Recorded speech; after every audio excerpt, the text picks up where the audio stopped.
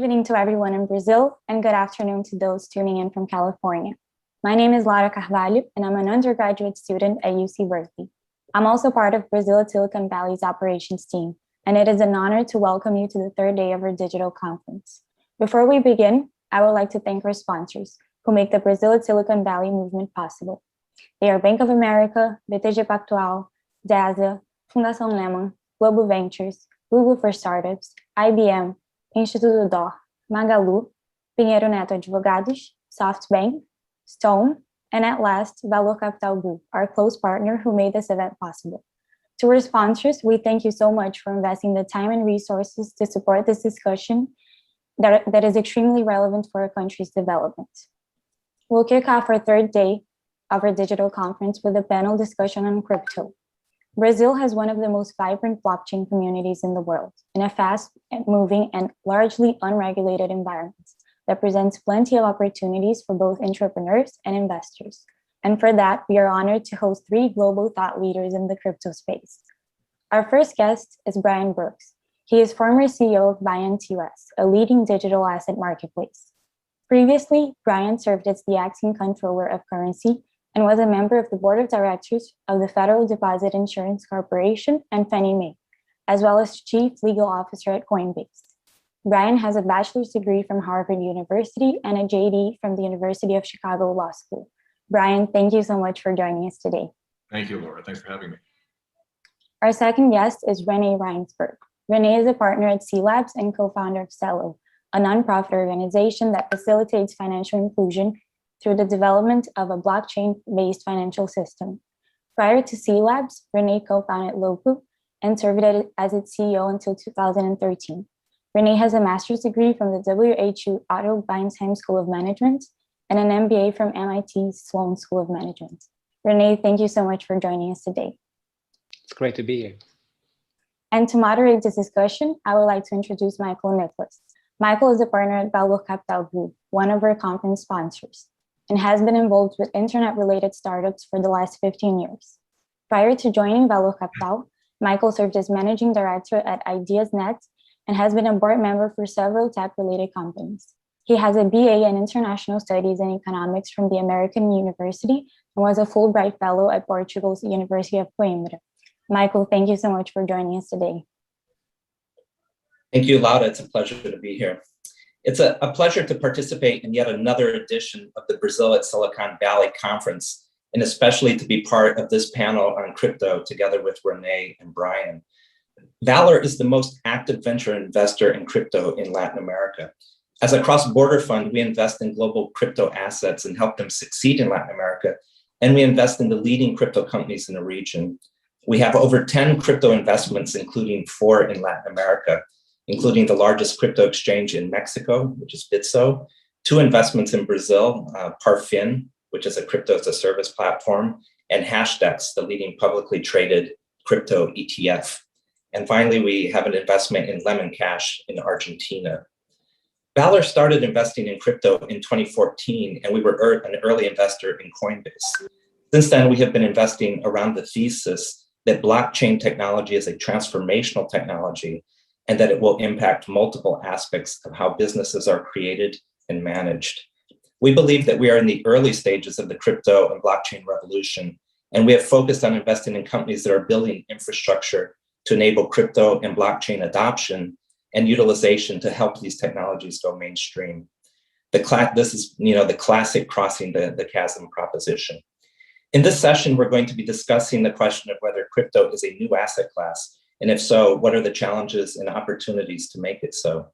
It is a privilege to share this panel with 2 pioneers in the crypto space who have been involved with multiple aspects of this industry. Full disclosure, Brian has been and is an advisor to Valor in the crypto area, and we are investors in Celo, where Rene is co-founder and CEO.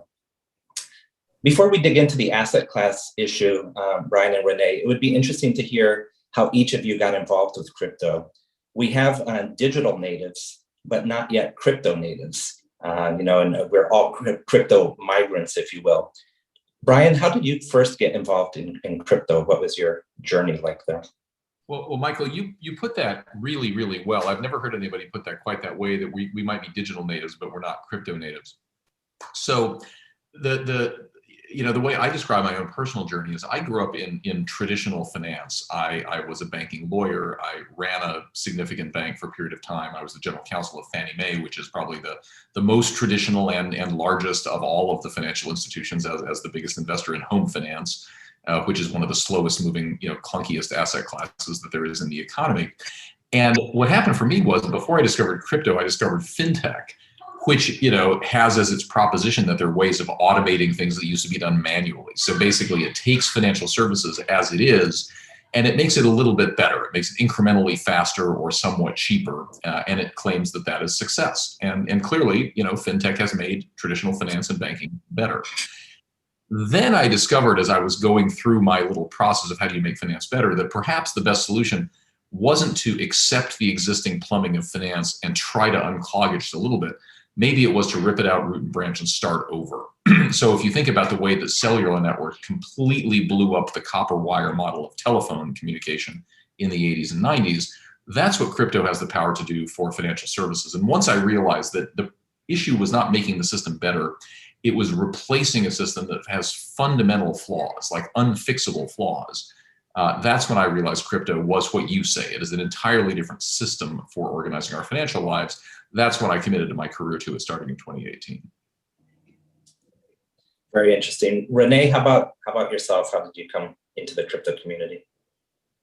Yeah, so just about 10 years ago, my now co-founders and I were actually dabbling in the original Web3, the semantic web linked data space. And at the time I was at MIT, we were at MIT, and we started a company called Loku, which was helping the small guy, in this case, a small business, compete with the big guys by just giving them tools to better manage their information online and get found online.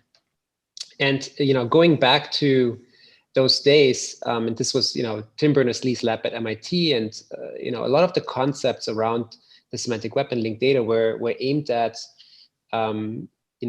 breaking down the walled gardens, that exist on the internet, like, social networks, and creating a world where more power goes to the user around controlling their data. And so, it's no surprise that after we sold that company to GoDaddy and helped GoDaddy go public, and when we went back to the drawing board to think about what's next, we got really interested in the crypto space, particularly Ethereum and smart contracts and this concept of programmable money.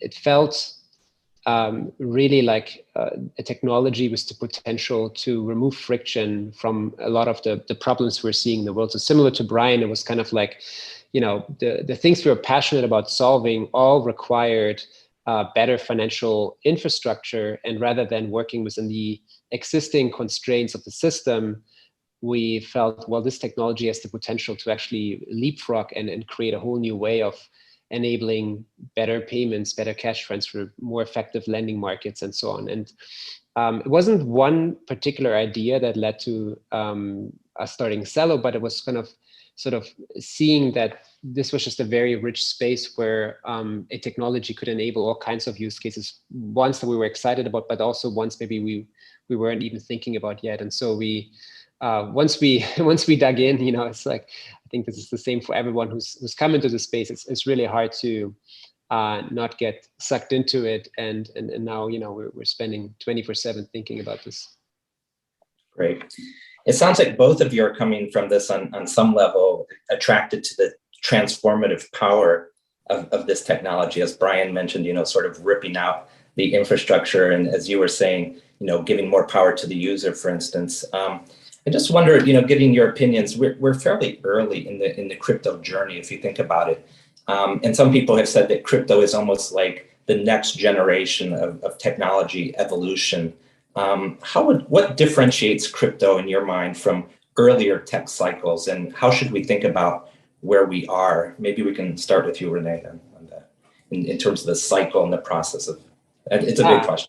No, look, I mean, this comparison to sort of the early days of the internet comes up all the time. And I think it's compelling, and I think it does make a lot of sense. I think what's different here is that this is sort of the internet of value, right, as many have called it. And if you look at the amounts that are changing hands on a daily basis nowadays, and the size of this ecosystem, which has over in less than 10 years really, when you look at when you sort of take Bitcoin out for a moment, has grown to over $1 trillion in assets. And just yesterday we had a big hack, I think was the biggest to date, where those are sums that they changed livelihoods, right, being lost. And so I think what's different here is experimentation is maybe not as is not free as it has been maybe in previous technology cycles, right? I mean, the first person to maybe misconfigure an email server,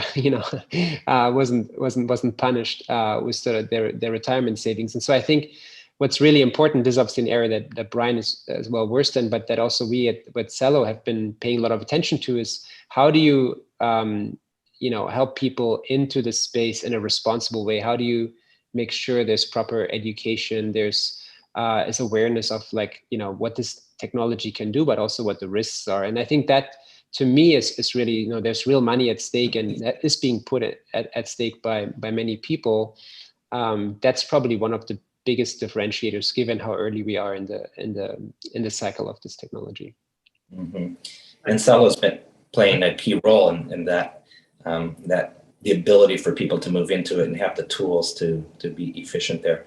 Brian, what do you think in terms of differentiating this cycle from maybe some of the previous tech cycles? Yeah, well, so Michael, what I would say is just even in my own experience in the community here, it's that as your mind expands to understand what's really going on, every couple of months you realize it's bigger than you had thought before, because it is transformational and incremental. And that to me is the way that it's different, even from the internet. I'll just give you an example of what I mean. So to Rene's point, a lot of people who come to crypto come to a place where they start thinking about it as like the internet of value. Initially there was the internet of information, then there was the commercial internet, there was the internet of things, now there's the internet of value. What I've come to realize, and I say this as somebody who has a bias towards seeing everything as a financial services play, but crypto is about way more than just value, as it turns out. It's about the whole concept of decentralization. And some of the most interesting things that are going on in crypto actually don't have anything to do with transmitting a financial transaction from one place to another. I mean, some of it does, don't get me wrong. The DeFi projects on the Ethereum blockchain, for example, a lot of cool stuff going on in finance. But if you think about things that used to depend on central intermediaries that weren't about financial services, for example, the news media, right, where you depended on the New York Times editors to decide what you should read and the ads that you would see in order to pay for what you would read. And then suddenly somebody invented the basic attention token in the Brave browser. And all of a sudden here was a media play built on decentralization, not a financial services play, but a media play.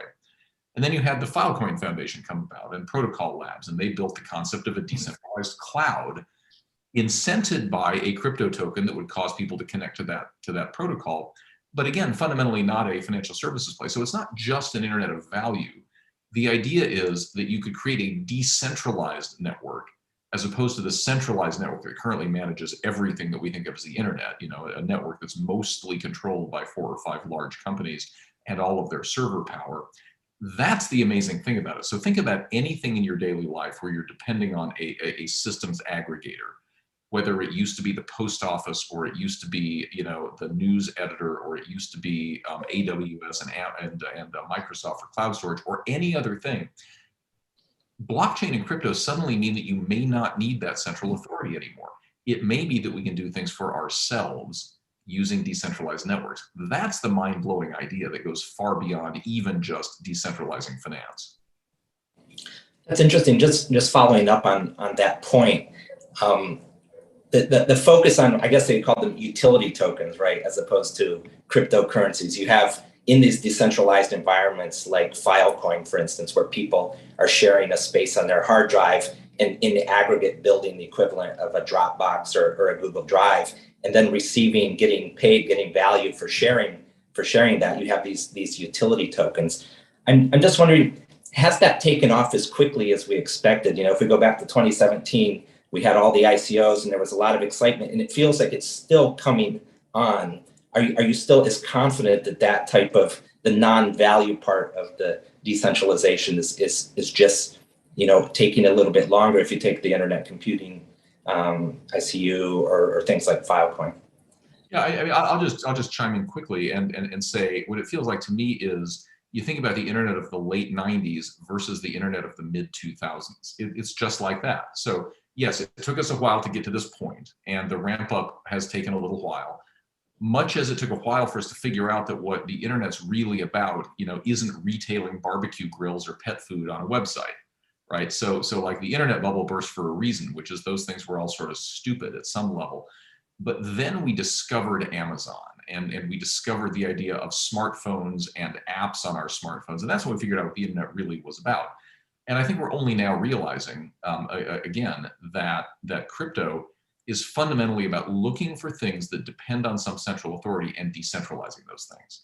Once you figure that out, you'd expect there to be like almost a Cambrian explosion of new app ideas. And that's why when I describe crypto to people, I usually don't actually start with the financial services part. I start with the idea of, you know, just like with the internet, there's a protocol set of tokens, and then there's a layer 2 set of app related tokens. And some of, you know, the layer 1 tokens are powering networks. And then there are apps that sit on top of networks, and you can build any kind of app on a blockchain, just like you can build any type of app on the internet. Some of those are financial services, others are other things. But once you realize that, there's a ton of energy going on in the space. And so I think this is more like the early 2000s than the mid 90s is where I would say we are. Got it. And it's certainly clear that the value side of the decentralization has taken off very quickly, right? Everything from, you know, the cryptocurrencies themselves to DeFi. Maybe turning to Rene, I mean, you've been focused on more on the financial side. Maybe you could talk a little bit about some of the challenges you see for the evolution of you know, crypto as a whole, and how Celo is contributing to solve some of those challenges. Yeah, and look, I think the Internet of Value, to me, it's actually less about the financial applications, but it comes back to this core idea that you have you know, a token economic model, right? That if it's done right, it can incentivize and help bootstrap these various platforms, right? I mean, if you look at, I think Filecoin is a great example, but I think it would have been hard to bootstrap or even start this kind of platform in a pre-blockchain world. And you know, it's not for the lack of sort of decentralized storage technology, but I think the token economic model actually gives it sort of the framing for get an ambitious project like that started and executed and build community around it.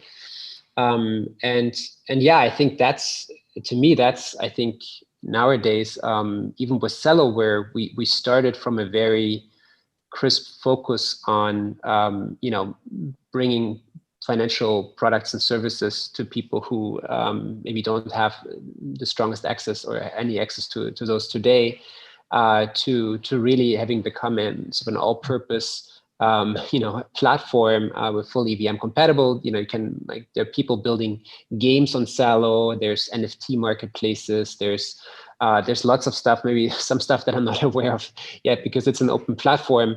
And I think, to me, that's also the power here. And I think there's a trend which I'm seeing increasingly, which is there's sort of this traditional model of startups, right, where a group of people get together and they spend some time writing a business plan and you know, figuring out you know, the cap table and like involving lawyers and then going out and raising a seed round. And there's a lot of coordination cost in doing that. And, you know, some people may not be willing to quite leave their full-time jobs. And, you know, there's all this friction that, you know, is not quite maybe appropriate anymore for the world that we live in, especially accelerated now with sort of a global pandemic that doesn't seem to want to go away. And so what I've been really excited about, seeing people start collaborating in these DAOs, in these decentralized autonomous organizations, basically coming together around a specific purpose And it may be as easy as just, hey, you know what, let's buy some digital art together because, you know, on our own we can't afford it, so we pool our funds together and do that, all the way to starting, you know, entire you know, big financial meaty protocols together, and using the token as a mechanism for organizing work and for organizing in a way like how to execute on that. And so to me, the future of work is kind of closely tied in here, and I've been really excited to see sort of these new models emerge. So I know I didn't answer your question here, but maybe we can come to that. I mean, it's just it's fascinating, like getting into this. You know, in my case, 4 years ago, I agree with Brian here. It's just, you know, there's the space itself is moving quickly, and I personally feel a lot of the smartest people in my network have kind of come into this space, if they not already were, and it's just incredible to kind of think about what this technology can achieve in the next 5 to 10 years. Perfect. Now, we've been seeing that too, and you know, one of the axioms in venture capital is follow the talent, and so it's certainly been something that we've been doing, and we've been really impressed with, you know, the migration we've seen of top talent into the crypto space. Going back to Brian for a second, and picking up on the idea of challenges, you know, for the adoption of this brave new world, if you will. You've had a lot of experience in the regulatory space, and regulation has been a big issue. Recently, we've seen a number of rulings and you know, politics going on with the infrastructure bill, some of the new releases from the head of the SEC. Maybe you could talk a little bit about some of the challenges as we're looking for crypto to become an investable asset and asset class. Maybe you can give us a perspective on where we are with the regulation, both in the United States and globally. Well, so Michael, let me start with like the headline, and then we can dig into this a little bit.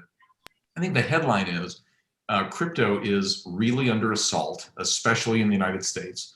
But weirdly, crypto is winning. And I'm going to give you a few examples of that. I mean, there is a committed set, just to be clear, of enemies of crypto, and I'll kind of run through with you who they are and what the entrenched interests are that are trying to slow us down or to prevent crypto from doing what it's inevitably going to do. But strangely, you know, the insurgent band of crypto people seems to be winning as recently as just in the last few days, as I'll describe. So, you know, if you take a step back in the world of regulation, the first thing to think about is that regulatory agencies typically have two things they're trying to protect. One is they're trying to protect their incumbents. Okay, so if you're the SEC, you're trying to protect your public filers, who are the issuers of securities. You're trying to protect your broker dealers, who are the people who have the ability to transact in those securities. Or if you're the OCC, my former agency, you're trying to protect your banks, right?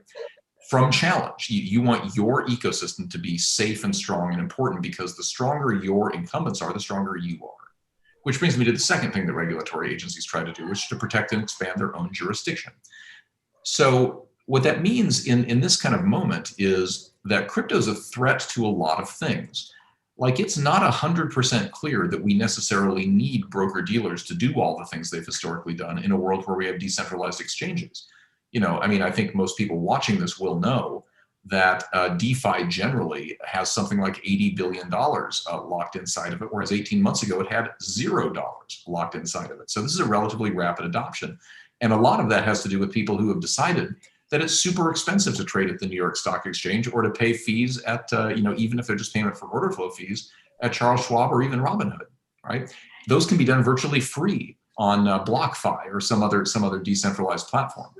And it's the same thing in the world of banking, where historically you've gone to banks because you needed to send somebody a payment, which meant you had to maintain a balance in your account, which might cost money every month. Or maybe you needed to take out a loan, or you wanted to earn interest. And again, there were fees associated with that loan and everything, except now those functions can be done on a decentralized basis. So regulators and their incumbents are a little bit threatened by the fact that we're building things that no longer need either them or their incumbents. That's a problem. And so the result is you see the SEC taking a broader and broader view of which crypto assets are securities. A prominent example right now is their lawsuit against Ripple, the issuer of the XRP token. They might deny that characterization, but let's just say Ripple, a company that is in some way associated with the XRP token. And weirdly, in that lawsuit, Ripple has won every single motion they filed, and the government has lost every single motion they filed. So that tells you something really interesting.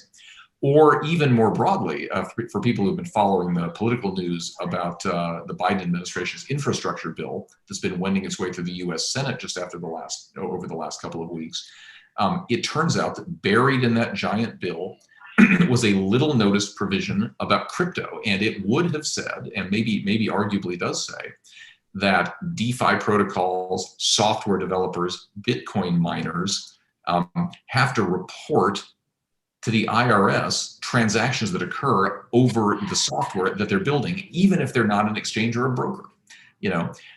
That would be really bad for crypto. But when I say crypto's winning, what I mean by that is that the crypto community rose up in arms about that. And all of a sudden you saw things you would never have seen 5 years ago. Crypto was on the front page of the New York Times and the Wall Street Journal and the Washington Post. I personally was on the front page of the Washington Post 2 days ago, just talking about my opposition to this bill, which was so big that it slowed down the bill and got 59 senators opposed to the language that wound up, being in the bill, meaning 59 senators were supporting the crypto community, including multiple Democrats.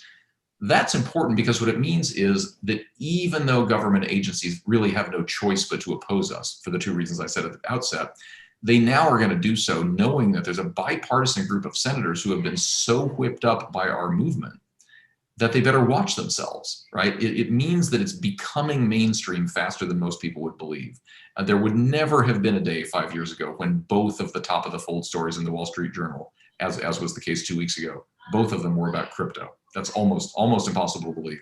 But that tells me that the mainstreaming of it makes it harder for regulators to ban it or to significantly affect it. Yes, we have fights ahead of us, but at the end of the day, those are predictable and winnable. I think it was interesting just following the crypto Twitter sphere, if you will, that I think the crypto community itself was surprised at the ability that it had to influence what was happening on the infrastructure bill. It's almost like the first time that there was a coordinated or strong enough threat that it really sort of rallied the community together. And I think there was a lot of surprise in terms of the impact. You know that shows, Michael, just to interject for 1 second, that shows the power of decentralization, right? Previously, like 10 years ago, before there was a Twitter, we would have had to go to the Wall Street Journal editorial board and hope they publish one of our op-eds. And if the editors didn't like it, we would not have gotten a message out. But with decentralization, crowds can come around important issues all of a sudden. So it's funny that the internet kind of came and saved the internet, if you will. Mm-hmm.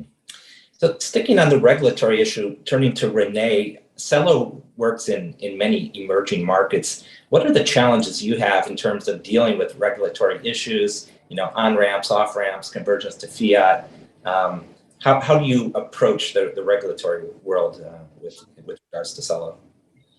Absolutely. And, I think maybe to start, it says here CEO Celo, but technically I'm a CEO at a company called C-Labs, which is one of the companies in the ecosystem where some of the core team is. And Celo itself doesn't really have a CEO. I consider myself a co-founder, but really at this point, Celo is run and sort of the, I feel like the way people interact with Celo is at this point mostly through products that other teams, even companies that have gone out and raised their own funding, have built on this infrastructure. And I think this is important to keep in mind, also under the lens of regulatory changes, because already today we have community members, projects, companies in over 100 countries.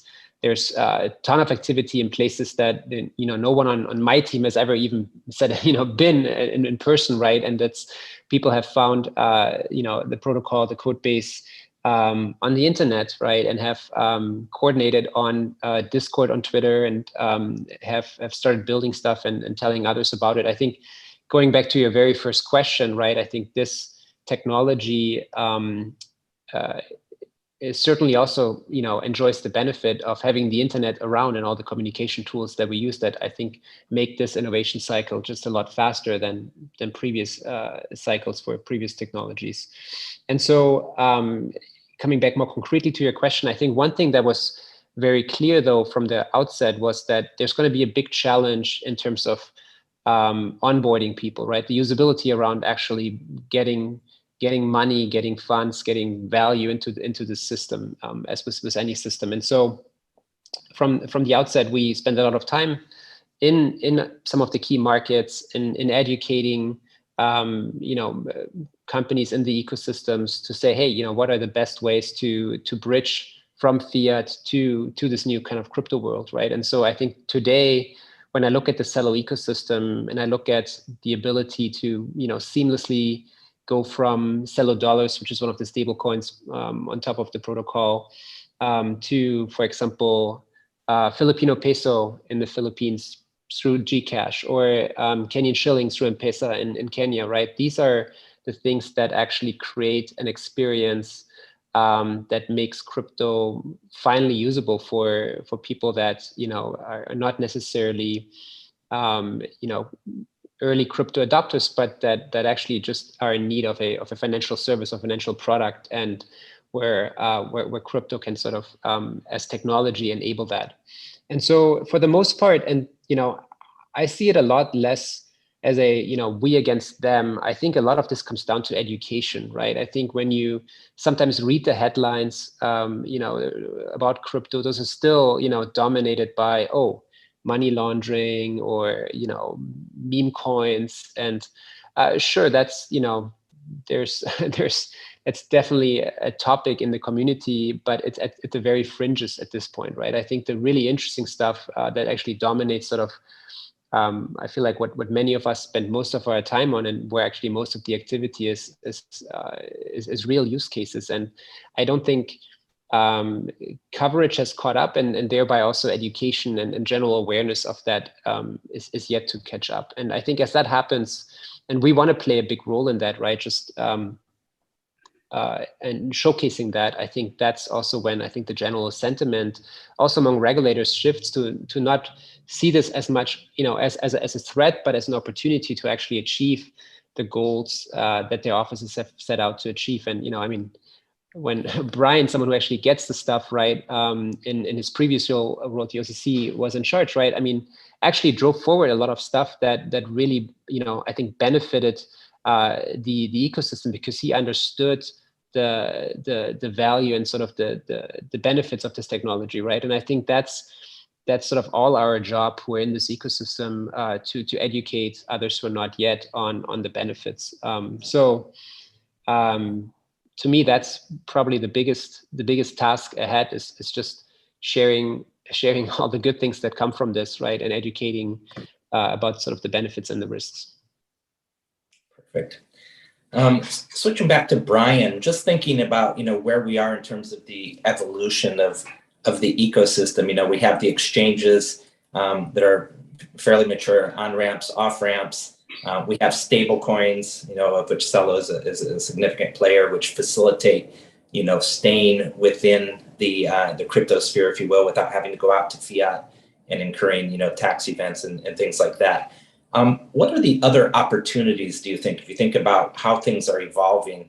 If you were looking to do something in the crypto space as a young person right now, what would you recommend to people at this point? Well, Michael, that's a big, fat, slow pitch. So here I go. So what I think is, I think that tokens have an amazing ability to unlock value in markets where currently it's not even obvious a market exists. I'll just give you a few examples of this. But if you think about the magic of a token as it's a thing in which you can embed a set of incentives, right? So you're going to build let's just say you're building something on a smart contract. And so you can embed a set of incentives and promises that will get observed inside of the underlying smart contract. But then you can make those incentives fungible in ways that can be very powerful. So I'll give you an example, Michael, that you've heard me talk about that I'm very excited about and that hasn't been built yet, but is now actually being talked about in various parts of the world. And that is the idea of unlocking value in education.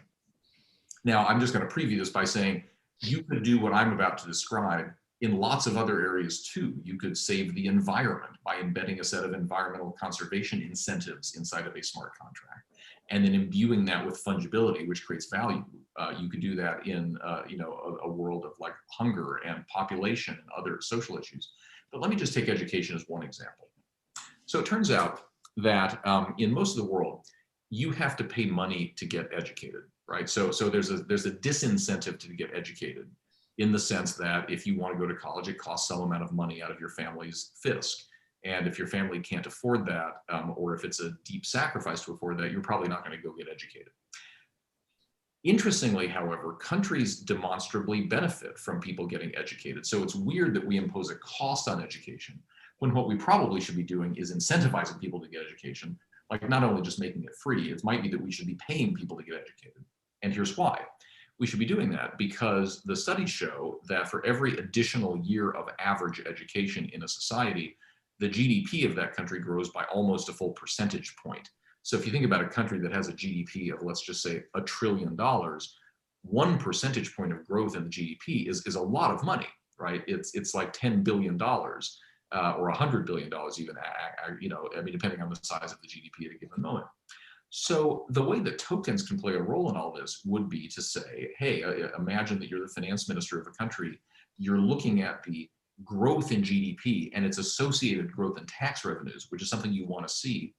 Imagine if you built a smart contract that said, we're going to lock in the smart contract a percentage of the incremental GDP growth that is caused by higher education. And we're going to distribute tokens to people who go online and take approved education courses. So instead of you having to pay college to go there, the country is paying you a percentage of your net contribution to the national economy by getting educated, which, by the way, is a benefit that right now is only captured by the people who are well employed following an educational process, even though what the studies show is even people who don't get employed still contribute to the stronger economy post-education, because of their fact of they're more literate, they're better consumers, they increase competition and do all kinds of other things in the ecosystem. So again, when you combine incentives in smart contracts with fungibility, which allows people to buy and sell these tokens in a way that drives their value up, which then creates a flywheel of attraction with the underlying incentives, it can be very powerful. So again, there are people talking about this use case, not just for education, but for carbon capture, for rainforest preservation in Brazil, for a whole series of other social goals. It's one of the reasons I think that Rene founded Celo. Was again, because of the possibility that tokens have a magic quality of combining features that are not otherwise available in any existing financial asset class. We're creating and unlocking value in things that currently don't have value. That's the power of tokens. Interesting. And I believe that project is called Country Coin, right, Brian? That's what that initiative is called. Every country ought to have a coin that incentivizes the behaviors that make that country richer and safer and healthier. It's avoiding taxes and avoiding regulation, and yet achieving the same outcomes you were trying to do through those approaches. And is it actually instantiated yet, or is it still more? So the World Bank has been working, Michael, for a couple of years on a project called Evoke, which is kind of a beta version of Country Coin. It doesn't have all of the features I've described, but it is a pilot project using tokens to induce people to get educated by giving them a token that has value. So you're paying them versus them paying you. So that part is kind of being piloted by the World Bank. Interesting. In the private sector, I guess the equivalent would be basically getting subsidized education in exchange for a portion of your future revenue stream. It could be like that, except then, right, the person getting educated is having to give something up in the future versus fungibility. I mean, another example, not to beat a dead horse on this, but another example has to do with loyalty programs, where think about all of the things where you have spent time sitting in airplane seats earning airline miles, or you've bought 1 million Starbucks coffees and you've earned a lot of stars at Starbucks, or you've used your Amex card and you've got a lot of membership rewards. But what can you do with those things other than inside the walled garden of those platforms, right? Your airline miles are not valuable unless you spend it on more flights, But what if it wasn't that way? What if, in fact, you could sell your airline miles to somebody who'd rather use it for Starbucks, or you could sell your Starbucks points for somebody, in some way that would allow you to buy things on Amazon. It's fungibility that is the key, and tokens offer the ability to connect all of these ecosystems into one decentralized ecosystem that crosses all human activity. That's why I come back to the idea that what crypto is really about is decentralization. It's getting rid of all the walls that separate your airline miles from your Starbucks, from your membership rewards points, and creates one universe of value where everything's fungible. That's a powerful idea. Absolutely.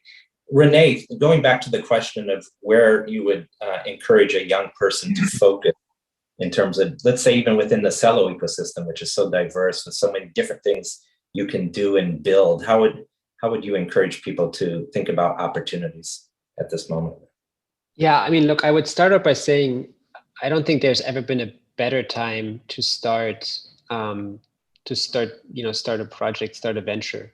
I think when I look at some of the most exciting projects in our ecosystem, it's phenomenal to see the kind of impact that really a handful of people within a team, a lot of these teams that are less than 10 people, have on the world and around really big and hairy goals where, you would maybe 10 years ago, you would have thought, well, to achieve this, you'd need like, 1,000-person organization with global offices and, probably years to just get set up to start working. And, one concrete example, I've been obviously, they're actually quite active in Brazil. They're called Impact Markets. It's a small team.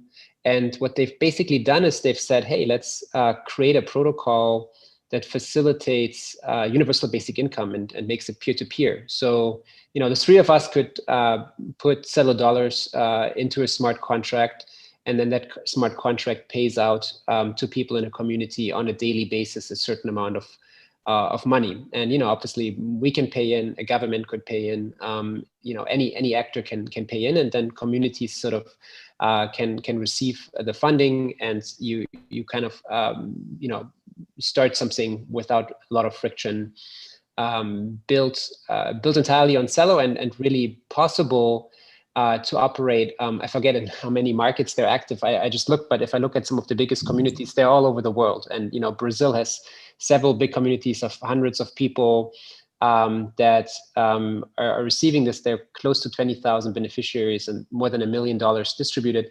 And it's phenomenal because in order to create something like this 10 years ago, I mean, it wouldn't have worked, right? We wouldn't have had a way to distribute micropayments, maybe not even one country, but certainly not like many different countries around the world. And the coordination costs, the enforcement, the operations would have eaten up most of the funds given, versus here, it's just a very lean and streamlined system, and it's immediate. And so to me, when I look at that, both around sort of the big problems that our society faces, I think climate is another interesting area where we're seeing a lot of really interesting projects now. To Brian's point, the token economic model and what we talked about earlier, the out of the box sort of availability of an infrastructure that works globally, right, and allows to kind of move value globally, and the ability through smart contracts to really create sort of a mechanism to coordinate even very complex economic activities is really powerful. And so I think for maybe a little of I'm probably most excited about the things that I can't think of right now, because that's been the case so far on this journey, that we 4 years ago we kind of had some ideas of what people would build on Celo, but everything that's being built by far exceeds our expectations, and is pushing the boundaries on things that we didn't even think would be possible. And I'm sort of an eternal optimist as sort of an entrepreneur, so I certainly didn't set the bar low, but it's a really exciting time. I'm sure from an investment perspective, you guys see a lot of this every day as well. Absolutely, and it's super exciting just talking with you guys and hearing the passion around things like education and environment. And I'm sure that a lot of the young entrepreneurs that are listening to us are going to be excited as well about the opportunities, for creating positive change through these platforms. One final question I have for both you guys is, it's funny, I started using Twitter again in the last 2 years because it's such an amazing data source, to follow what's going on in the crypto world. How do you guys stay current? It's such a deep rabbit hole. And I just wanted to pick your brains, like, how do you follow what's going on? What tips do you have for us mere mortals that are trying to follow this area? It can be either, Brian, maybe we'll start with you.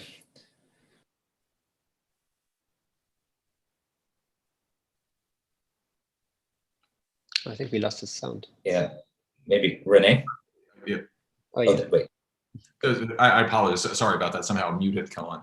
I was going to say crypto Twitter is one of the most crazy making things in the world, but it is a great source of not just push publications from places like CoinDesk and Blockchain Association, the Digital Chamber, and places like that. But if you wanted to get a sense of what are people really riled up about on a given day, you just need to plug into crypto Twitter and you'll have a very good sense that 50,000 people are very upset about some given issue that's just shown up. To me, the resources that are important out there are, CoinDesk is a really strong think tank place to plug into. It's really important. Coinbase, recently rolled out a much sort of richer blogosphere than they used to have with this publication called Coinbase Bytes, where they put out sort of think pieces once or twice a week, which I find super, super useful. And there are the trade associations as well that I think are also great. There's, as I say, the Blockchain Association and the Digital Chamber being the most important ones. But then again, we've also all have our favorite crypto reporters, and as evidence of how crypto has become important, there are a couple of people who spend most of their time at the Wall Street Journal writing on crypto. There are a couple of people at the New York Times that are the crypto reporters. And so now that you have that, you can get a fair amount of information simply reading the newspaper, which, is kind of a lost art. But I would say all of those things are relevant to me. Rene?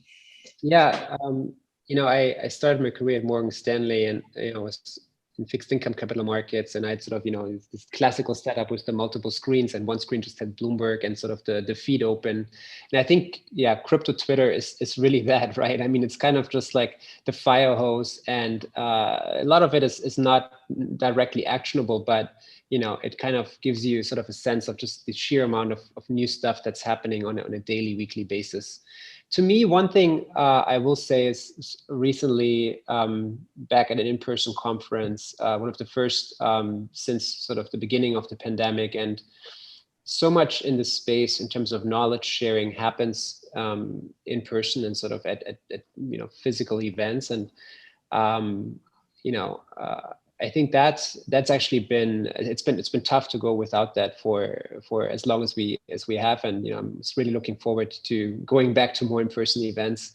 Let's see how the fall kind of plays out with COVID and Delta, but I think that that is maybe a little bit kind of underrated, because I think there's quite a bit of nuance to a lot of like what people are working on, and I think in-person meetings and being sort of at these events to me has been one of the probably most meaningful learning experiences in getting sort of myself in the beginning and up to speed, and then staying sort of on top of what's happening. And actually, Michael, can I just close out that thought and Sure. say the place where it was so important to do that stuff was at university campuses. So Stanford, Berkeley, Carnegie Mellon, MIT, Rice, these were places that have very, very vibrant kind of blockchain incubators, and that's where the technologists were really thinking up their projects in the first instance, and that, let's hope, will come back. Perfect. I think we're about out of time for this portion. We're going to move to the Q&A session. So I guess I'll thank you, Brian and Rene, for the good dialogue so far, and turn it over to Laura for some of the questions. Yeah, thank you. Thank you so much for participating. We'll be taking some questions from the audience now. I think we have time for one or two. The first question is from Rodrigo Barros. He asks, what approach do you recommend to those who want to build a solid foundation knowledge in blockchain and its protocols? So I think it's for all of you three. I can go first. Join a company like C-Labs where you're going to be in a big team. You're going to be working on core infrastructure and sort of ecosystem community work for like a big ecosystem like the Celo ecosystem with over 1,000 projects. And as you do that, I think you'll find sort of your sweet spot, and that could still be on that team, or it could be in one of the many ecosystem projects, or maybe starting your own project around something that you're passionate in. And I think the friction in this space to get involved and find sort of your own path, I think is a lot lower than in many other industries. And there's no kind of standard career path like there is in banking consulting, right? But I think if you're smart and you're passionate about something, you'll quickly find your way. So yeah, definitely. If Celo looks interesting, reach out. But also, if there are other places, just drop people a note or a DM on Twitter, and you'll be surprised by the replies you'll get. Yeah, the only thing I would add to that is, and this might show kind of my bias from traditional banking, but the places where you get the survey course and all that would be to go and work at one of the exchanges, right? Where the exchange's business is to integrate with all of the various blockchains that are creating tokens they want to list on the exchange. So I think back to my time at Coinbase, where we were going through and asking ourselves, do we want to list XRP? Well, we need somebody who can learn all about that particular protocol and see if we can integrate that ledger on the platform. Do we want to list Solana? What's going to happen in our DeFi strategy? And are we going to allow all these DeFi protocols to trade on our platform as they integrate with Ethereum? So there's a little bit of, there's vertical depth that you find when I think you pick a protocol and work on it. There's also the horizontal survey you get working in an exchange in an engineering role, where you kind of see the integration factors of all of the underlying assets. So probably 2 or 3 different ways you can approach it. Yeah, so now we have time for one more question from André Furtado. How do you see the prospect of taxation and government regulation affecting the development of the crypto world? I think you've discussed that a little already, but maybe if you want to add to that. Well, let me kick it off. I mean, I think there are 2 competing forces in this dialogue about taxation and about regulation generally, but tax is a good window into this. So on the one hand, there's a view that says, look, like should be treated alike, and you shouldn't be able to escape capital gains just because the thing that you made money on was Bitcoin versus the thing I made money on was, Google stock. If I sell my Google stock, I have to pay taxes on it. Why don't I have to pay taxes on Bitcoin when I pay taxes on it? We as a community are going to have to get comfortable with certain positions on these things. So for example, if people really believe that cryptocurrencies are currencies, if that's really what these things are, then if I sell Bitcoin and convert it into the USDC stablecoin, the USDC stablecoin is no different from converting it to dollars, and I should pay capital gains on it, right? So there's a point of view that says that. I'm not saying it's right, but that's a strong point of view that you hear among politicians. The other point of view is to say, look, the reason that we treat those things a certain way is because there's somebody out there committing risk capital to something, and those people deserve to make money, and other people deserve to, you sort of gain investment opportunities in those things on a different basis.